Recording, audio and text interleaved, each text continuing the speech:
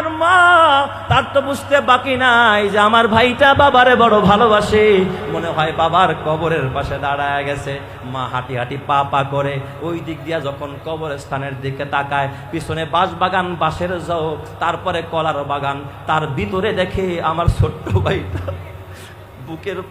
বুকটাকে ভিজায়া চোখের পানি ফালায় ক্যাবলামুখী বাবার কবরের পাশে দাঁড়ায় দোয়া করতেছে। আমার মা কাছে যায় না, দূর থেকে আমার মাও কাঁদে, আমাকে ডাকতেছে। আমার ভাইদেরকে বলে দেখা যা, তোর ছোট্ট ভাইয়ের কাণ্ডটা দেখা যা। আমরা পাঁচো ভাই যখন ওখানে গিয়া দাঁড়াইলাম, ছোট্ট ভাইয়ের কান্নায় যেন মনে হয় যেন এলাকার ভিতরে কি এক নিদারুণ কান্নার করুণ আওয়াজ, মনে হয় যেন আকাশ বাতাস বিদীর্ণ হয়ে যাচ্ছিল। ব্যথাতুর হৃদয় নিয়ে এইভাবে দোয়া করতেছিল, তার দোয়ার আওয়াজ যেন আমাদের কলিজার মধ্যে আঘাত আনতেছিল। দোয়া শেষে যখন আমরা তার কাছে গেলাম, ছোট্ট ভাইটার বুকে জড়াইলাম। আমার মা, আমার ওই বন্ধু বলতেছে, আমার মা ওরে বুকে জড়াইয়া মাথার মধ্যে হাত বলে ডাক দিয়া বলে, বাবা এত সকালবেলা আমাদেরকে না বলে কেন তুমি একা একা কবরস্থানে আসলা? আমার বাবা তোমরা তো জানো না কুমিল্লার ঘটনা।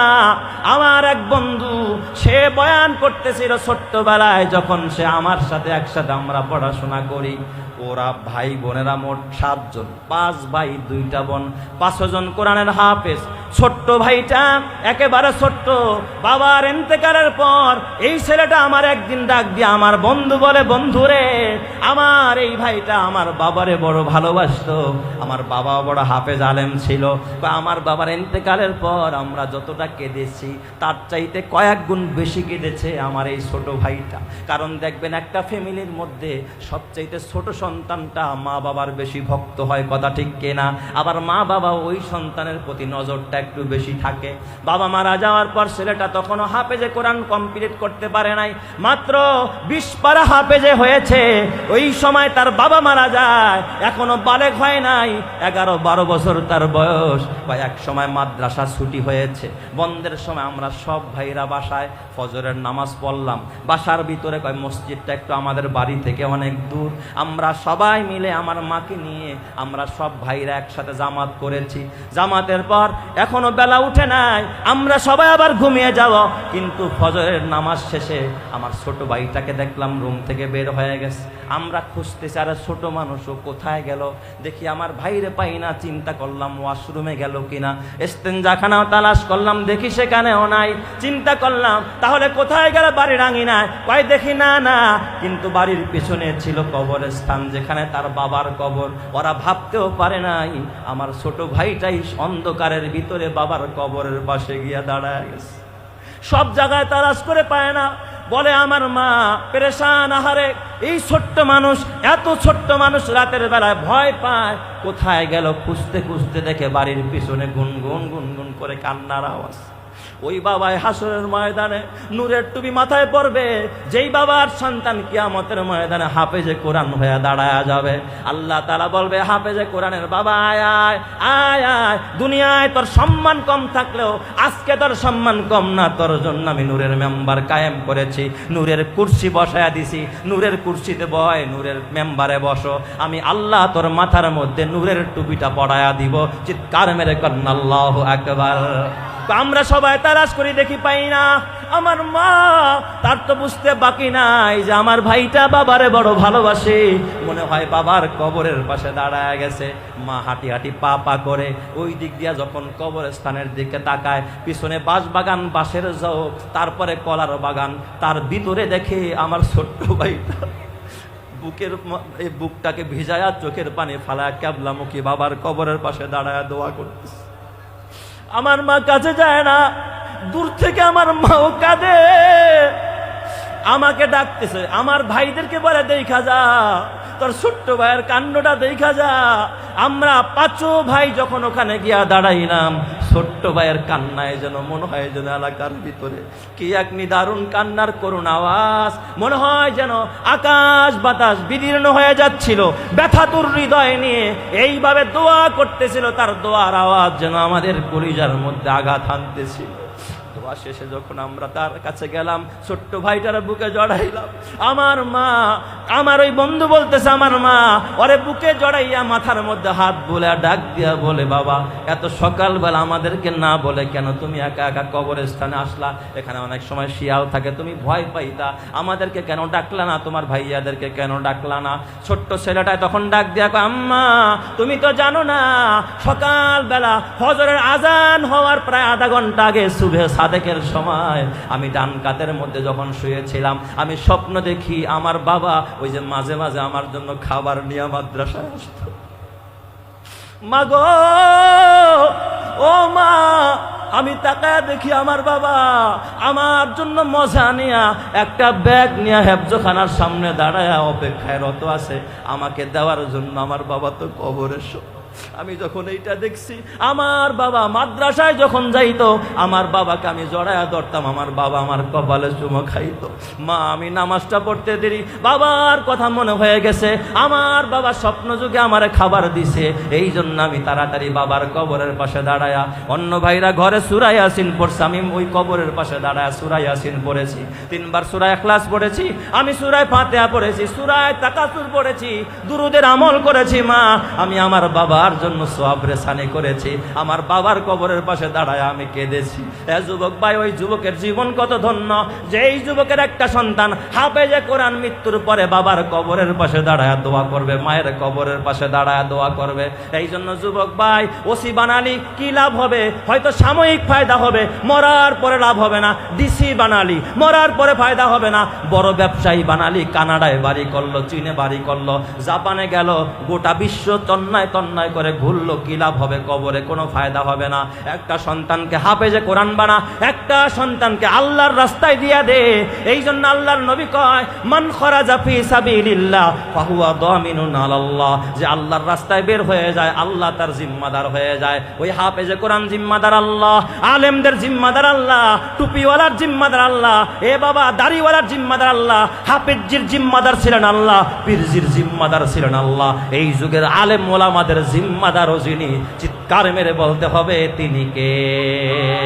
আরো জোরে বলেন তিনি কে? আলেমেরই মাতা পিতা বড় ভাগ্যবান, রোজ হাসরে মাথায় হবে তাজ পরিধান। হাসরেরই কঠিন মাঠে হবে হাহাকার, সেই মুহূর্তে দেখবে সবাই কিনা চমৎকার।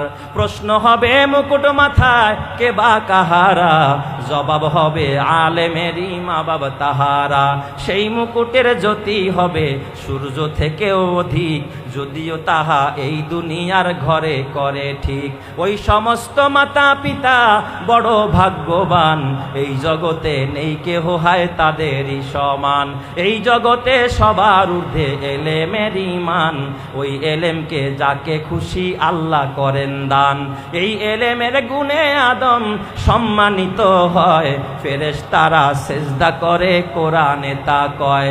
এই জগতে যাদের সিনায় দ্বীনি এলেম নাই, তাদের মতো হতভাগা আর তো কেহ নাই। আল্লাহ তুমি আমাদের সকলকে এলেমের অধিকারী হওয়ার তৌফিক দান করো, সকলেই বলি আমিন। এই জন্য আমার বাবা আল্লাহর রাস্তায় বের হওয়া, আল্লাহর রাস্তায় আপনি নিজে পারেন না, অন্তত একটা সন্তান আল্লাহর রাস্তায় দিয়ে দেন, মাদ্রাসায় দিয়ে দেন, এতিমখানায় দিয়ে দেন। আপনার মৃত্যুর পরে আপনার কবরের পাশে দাঁড়ায় দোয়া করার মতো কোনো মানুষ নাই। মাঝে মাঝে এমন ঘটনা শুনি, হারে দোয়া চায়ও না করেও না, অথচ যদি আপনি কি ভাবেন, আপনার একটা ছেলে যদি হাফেজে কোরআন হয়, আপনি বাবার ইন্তেকালের পরে আপনার ছেলে যখনই কোরআন পড়বে দোয়া করবে, বলবে রব্বির হামহুমা কামা রব্বায়ানি সগীরা। হাফেজে কোরআন সন্তান যদি বাবার কবরের পাশে দাঁড়াইয়া সূরা ইখলাস পড়া, সূরা ফাতিহা পড়া, আয়াতুল কুরসি পড়া, দুরূদ শরীফ পড়া, সূরা তাকাসুর পড়া, তারপরে যদি রবের কাছে হাত বাড়ায়, সন্তানের চোখের পানি নাকের আগায় আসতে দেরি হয়, তার পিতা মাতাকে মাফ করে আল্লাহ জান্নাত দিতেও একটা সেকেন্ড দেরি করে না। চিৎকার মেরে কান্না আল্লাহু আকবার। তাহলে বলেন তো, সন্তানকে দিন শেখানো দরকার আছে না নাই? তাহলে মাদ্রাসার রাস্তা কার রাস্তা? সবাই বলেন কার রাস্তা? মসজিদের রাস্তা কার রাস্তা? আল্লাহর রাস্তা। এই জন্য সন্তানদের মাদ্রাসায় দিবেন। এ আমার বাবা, তুমি নিজে নিজে একটু ভাবো, তোমার সন্তান একজন ওসি সাহেব, তোমার সন্তান একজন ডিসি সাহেব। কালকে যদি তোমার মরণ হয়, ওসি সাহেব যদি তার একেবারে পর্তুগাল বাহিনী নিয়ে কয়েক গাড়ি পুলিশ নিয়ে আজিমপুর গোরস্থানে কবরের পাশে অস্ত্র তাক করে যদি দাঁড়ায়, বলো তো তোমার কবরে কি পরিমাণ নেকি যাবে? কোন নেকি যাবে না, আযাব। অথচ কেউ নাই, কেউ নাই, তোমার কবরের পাশে কেউ যায় না, কেউ ফুলের মালাও দেয় না, ফুল দিয়া তোমার কবরেও কেউ সংবর্ধনাও দেয় না। কিন্তু তোমার এতিম বাচ্চাটা ওই যে কোরআনের হাফেজ, ফজরের নামাজ পড়া বাবার কবরের পাশে দাঁড়ায় গেছে, সূরা ইয়াসিন পড়া আরম্ভ করে দিস, চোখের পানিতে বুক ভাসায়। আল্লাহ তাআলা তাকায়া দেখে ফেরেশতারা ডাক দিয়া কয়, এ ফেরেশতারা, এই নাবালক নিষ্পাপ শিশু বাচ্চারা কোরআনের হাফেজ কার জন্য কাঁদে? আল্লাহ বাবার জন্য ক্ষমা চায়। আল্লাহ তাআলা কয়, ইন্নী উশহিদুকুম, এ ফেরেশতারা, তাদেরকে সাক্ষী রাখলাম, একটা নিষ্পাপ বাচ্চা কোরআনের হাফেজ যার সিনায় আমি আমার এলেমের নূর হেফাজত করেছি, একজন মৃত বাবার জন্য চোখের পানি ফালায়া কান্দে, আমি সন্তানের চোখের পানির বরকতে ওর বাবার কবর আযাব মাফ করে ওর বাবাকে আমি জান্নাতি বানায়া দিলাম। চিৎকার মেরে কন্না আল্লাহু আকবার, আরো জোরে কন্না আল্লাহু আকবার। মা গো তোমার একটি ছেলে মাদ্রাসাতে দিও, এই পৃথিবীর বুকে তুমি জান্নাত কিনে নিও, এই পৃথিবীর বুকে মা গো মা জান্নাত কিনে নিও। একটি হরফ পড়লে মা গো 10টি নেকি হয়, মাতা পিতার আমল নামায় অর্ধেকে জমা রয়। এমন সুযোগ নেই কোনো আর মা গো, এমন সুযোগ নেই কোনো আর, খুঁজে দেখে নিও, এই পৃথিবীর বুকে তুমি জান্নাত কিনে নিও। মা গো তোমার একটি ছেলে মাদ্রাসাতে দিও, মা গো তোমার একটি মেয়ে মাদ্রাসাতে দিও, এই পৃথিবীর বুকে তুমি জান্নাত কিনে নিও, এই পৃথিবীর বুকে মা গো মা জান্নাত কিনে নিও। রোজ নামাজে দুহাত তুলে চোখের পানি ফেলে রব্বির হামহুমা বলে কাঁদবে তোমার ছেলে, সেই সুযোগটা তোমার বেলায় মা গো, সেই সুযোগটা তোমার বেলায় হতে তুমি দিও, এই পৃথিবীর বুকে তুমি জান্নাত কিনে নিও। মা গো তোমার একটি ছেলে মাদ্রাসাতে দিও, মা গো তোমার একটি মেয়ে মাদ্রাসাতে দিও, এই পৃথিবীর বুকে তুমি জান্নাত কিনে নিও, এই পৃথিবীর বুকে মা গো মা জান্নাত কিনে নিও। জোরে জোরে কান আম। এই জন্য মুসলমান খবরদার, খবরদার, নবী আমার যেই কথা বললেন, সালাসাতুন কুল্লুহুম দামিনুন আলাল্লাহ, 3 ব্যক্তির জিম্মাদার স্বয়ং আল্লাহ নিজে গ্রহণ করেন। জোরে বলেন কয় ব্যক্তির? ভুলে গেছেন নি ঘটনা আপনারা? কয় ব্যক্তির? জোরে কোন? 3 ব্যক্তির। 3 ব্যক্তির জিম্মাদার আল্লাহ। 1 নম্বরে আল্লাহর নবী কয়, মান দাখালা বাইতাহু ফাসাল্লামা ফাহুয়া দামিনুন আলাল্লাহ, যে ঘরে ঢোকার সময় সালাম দেয় তার জিম্মাদার আল্লাহ হয়ে যায়। 2 নম্বর আল্লাহর নবী বলে, ওমান খরাজা ইলাল মসজিদ ফাহুয়া দামিনুন আলাল্লাহ, যে ব্যক্তি মসজিদে বের হয় তার জিম্মাদার আল্লাহ হয়ে যায়। তবে খবরদার, খবরদার, মসজিদে বের হবেন পদ গ্রহণ করার জন্য নয়, মসজিদে যাবেন খাদেম হইয়া আল্লাহর ঘরে গোলামি করার জন্য। কথা ঠিক কিনা?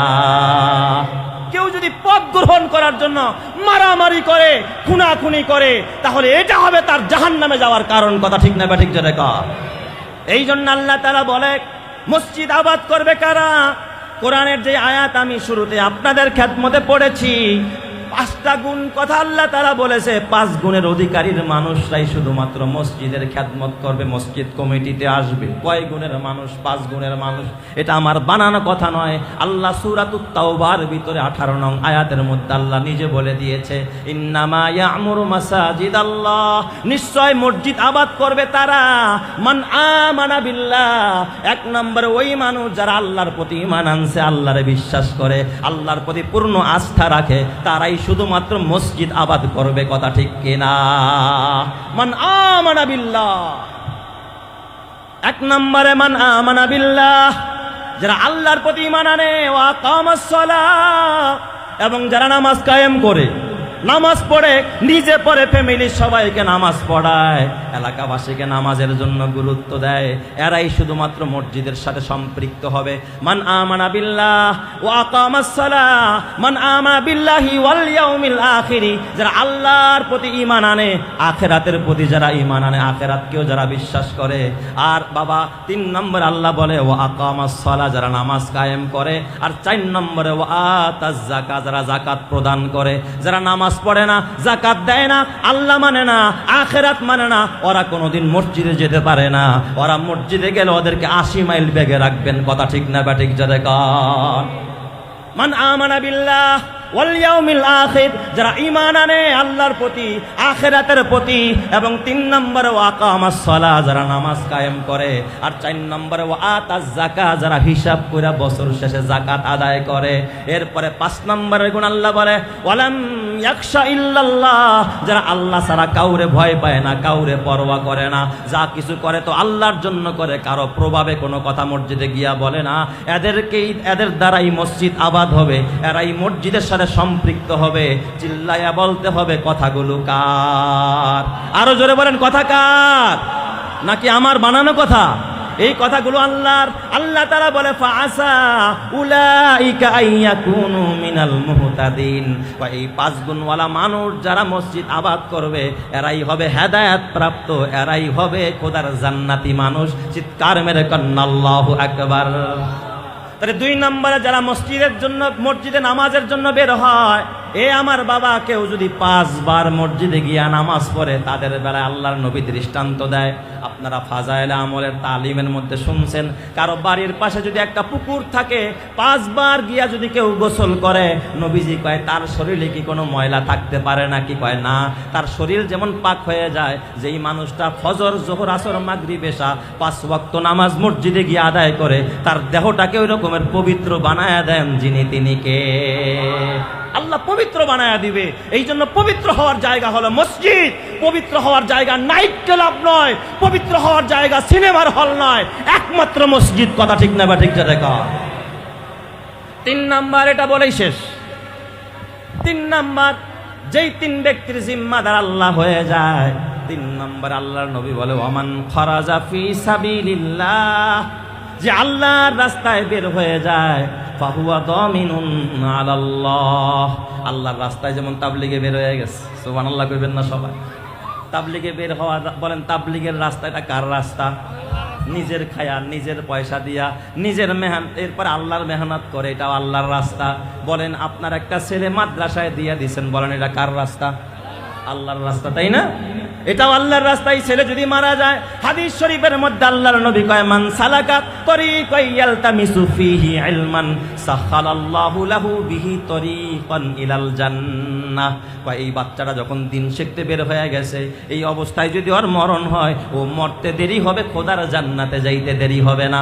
সুবহানাল্লাহ। এই যে আমার যুবক ভাইয়ের আজকে বের হয়েছে, বলেন তো এখানে নর্তকীর নাচ দেখার জন্য বের হয়েছে? গান শোনার জন্য? কি শোনার জন্য? কোরআন শোনার জন্য। তাহলে এই যে আপনারা বাসার থেকে বের হয়ে এখানে বসছেন, বলেন এটা কার রাস্তা? সুবহানাল্লাহ বলতে ইচ্ছে হয় না আপনাদের? আপনারা এখন কার রাস্তায় আছেন? তাহলে এই 3য় প্রকারের মানুষ আপনারা আছেন কিনা? নাই। 3 নম্বরের প্রকারের মধ্যে আপনারা আছেন কিনা বলেন? মান খারাজা ফি সাবিলিল্লাহ, যে আল্লাহর রাস্তায় বের হয়, এটাই তো আল্লাহর রাস্তা। বয়ান শোনা, এটাও আল্লাহর রাস্তা। কোরআন শোনা, এটাও আল্লাহর রাস্তা। আশুরার মাহফিল করা, এটাও আল্লাহর রাস্তা। যে তরুণেরা, এই যে ডুরি আঙ্গুল তরুণ সঙ্গরা আজকের যে মাহফিলগুলো করলো, ওদেরকে আমি ধন্যবাদ জানাই, কারণ ওরাই তো আল্লাহর রাস্তাটা কায়েম করলো। কিয়ামতের ময়দানে আল্লাহ যদি জিজ্ঞাসা করে, ও ডুরি আঙ্গুল, এ তরুণ সমাজেরা, তোরা বল কি নিয়ে আমার সামনে দাঁড়ালি? ওরা যদি বলে আল্লাহ গো কিচ্ছু আনতে পারি নাই, শুধু আশুরার দিনে ওই যে একটা মাহফিল দিয়েছিলাম, হাজার মানুষ বয়ান শুনে হেদায়েত পাইছে, আল্লাহ আমলওয়ালা হয়ে গেছে, নামাজি হয়ে গেছে, সালাম দেনেওয়ালা হয়ে গেছে। আল্লাহ শুধুমাত্র এতটুকু করেছিলাম। আল্লাহ বলবে ইনতালিকুম মাগফুরান লাকুম, বান্দা যা, আমি তোর ওই আমলের প্রতি ওই রাতে খুশি হয়েছিলাম, ওই আমলের বরকতে আজকে তোরে মাফ করে আমি আল্লাহ জান্নাতের মেহমান বানায়া দিলাম। চিৎকার মেরে কান্না আল্লাহু আকবার। আরো জোরে বলেন আল্লাহু আকবার। বলেন তো আমার আল্লাহ পারে কি পারে না?